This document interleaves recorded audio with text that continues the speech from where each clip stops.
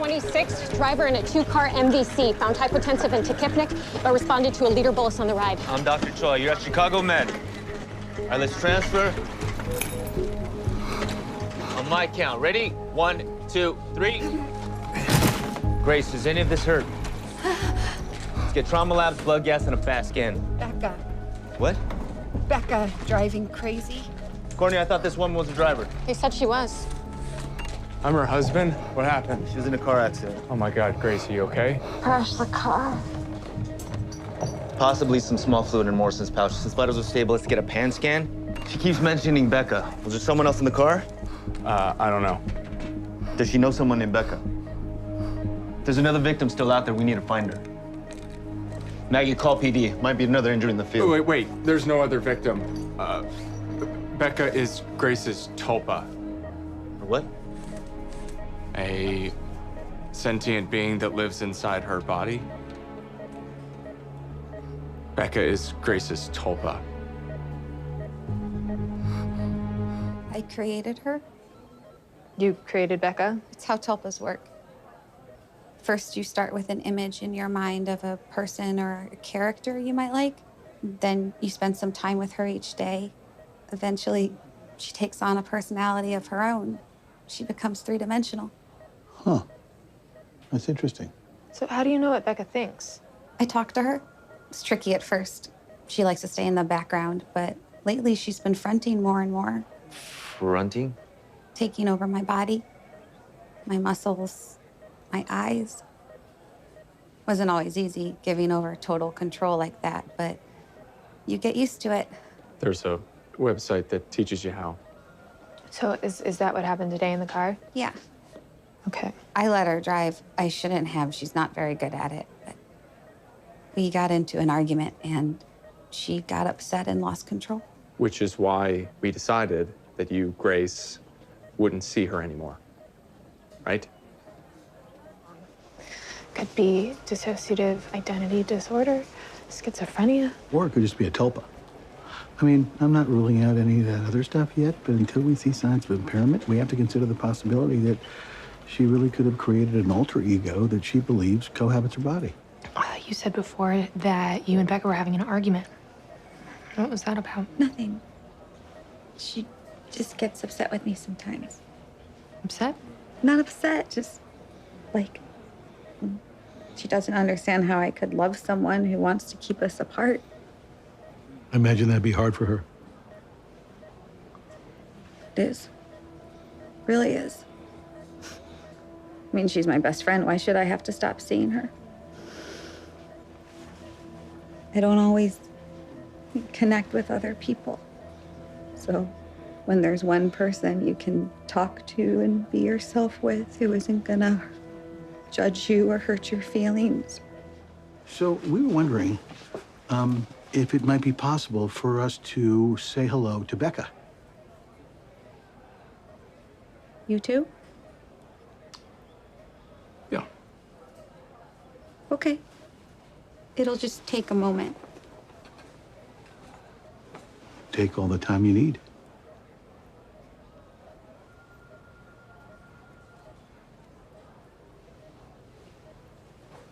What's up? Hello, Becca. I'm Dr. Charles, and this is Dr. Reese. I think you know Mark.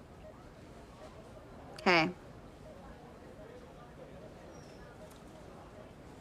Mark, would you like to get us started off?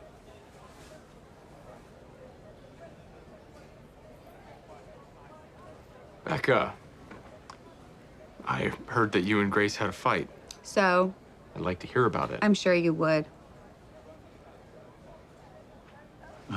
Becca, the more forthcoming you could be. Fine.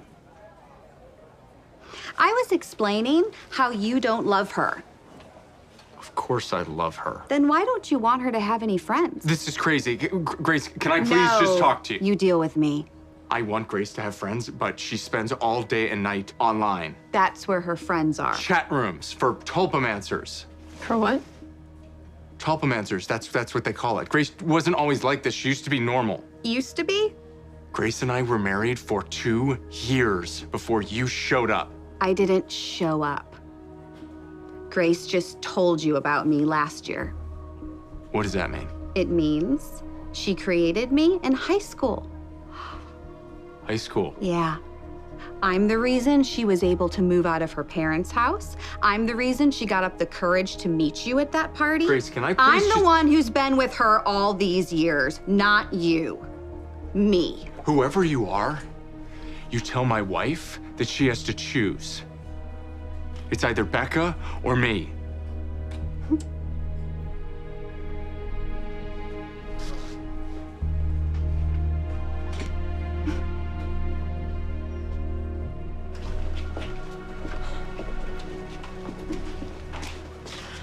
Obviously, she is profoundly disturbed, which we should have known when she first said tulpa.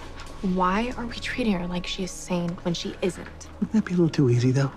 I mean, sure, we could, slap a label on her, put her in some diagnostic box, pour some medicine on top.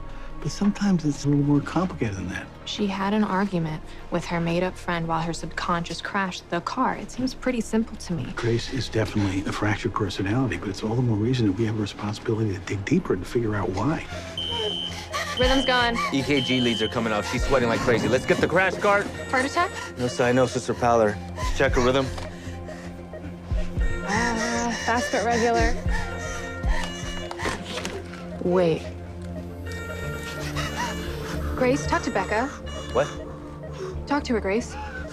Sarah. Can you talk to Becca? Is she there? What's she telling you? To breathe. This could be blunt cardiac trauma. Let's get an EKG labs and an echo. No, wait. Breathe. Anything else? Calm. Imagine us in a peaceful place. Okay, then listen to her. Reese, we need... Listen to her.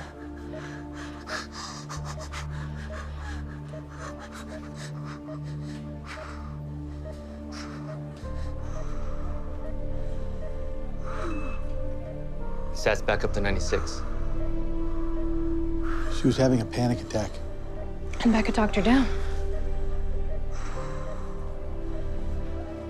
Mr. Scott, if there's a part of Grace that she didn't feel comfortable sharing with you before, is it not at all possible to see anything that's happened here as a sign of progress? Progress. Yeah, I just learned how unbalanced my wife really is, and that she doesn't need me. She needs Becca. I'm done.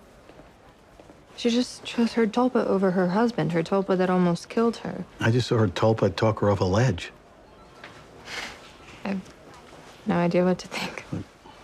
Like it or not, the line between psychological illness and a coping mechanism is a blurry one. I mean, just because we don't give them names and voices doesn't mean we don't all have different sides. I mean, our personalities change based on how much sleep we get, how hungry we are.